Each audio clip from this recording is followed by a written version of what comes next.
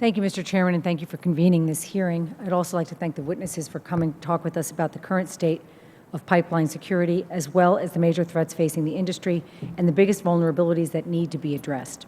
I understand that it's been several years since this committee last held a hearing on our nation's pipelines, so I think it's important that we're here today to examine how TSA implements and enforces policies regarding pipeline security, as well as the steps the industry takes on their own initiative. Last week, we held a roundtable briefing with stakeholders in the oil and natural gas pipeline industry, and I was impressed by the confidence they have in their relationship with TSA.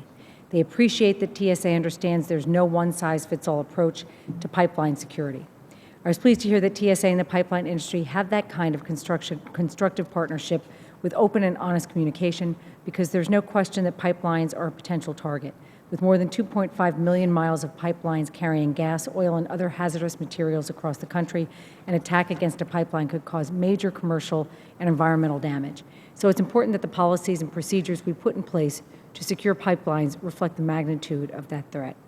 I understand that rather than issuing regulations, TSA has implemented several initiatives like the Corporate Security Review, during which TSA visits the largest pipeline operators to examine their facilities and their security plans.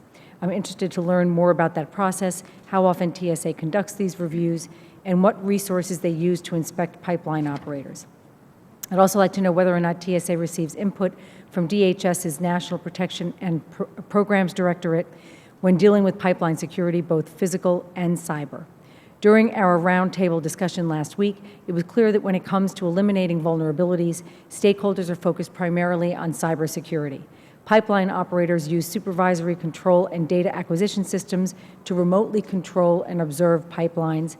Cybersecurity is a top priority right now for many industries and government agencies, so I hope to hear more from our witnesses about what pipeline operators are doing to better protect their cyber infrastructure, and how TSA is supporting those efforts and helping to raise awareness about cyber vulnerabilities.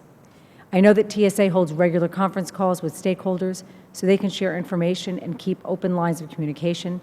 I'd like to hear from our witnesses about how that process works and whether TSA is providing the actionable information they need to be prepared to identify and address vulnerabilities. Thankfully, there have not been any successful attacks against our nation's pipeline systems, but there have been attempts, like in 2007 when 3 men were arrested for plotting to blow up fuel tanks and pipelines at JFK Airport in New York, which is just outside my district. We must remain cognizant of the fact that terrorists are always looking to exploit vulnerabilities, and our pipelines are a major target, so we have to always stay 2 steps ahead. Again, I want to thank all of our witnesses for being here to assist us in that effort, and I thank Chairman Katko for convening this hearing. I look forward to a productive discussion today, and I yield back the balance of my time.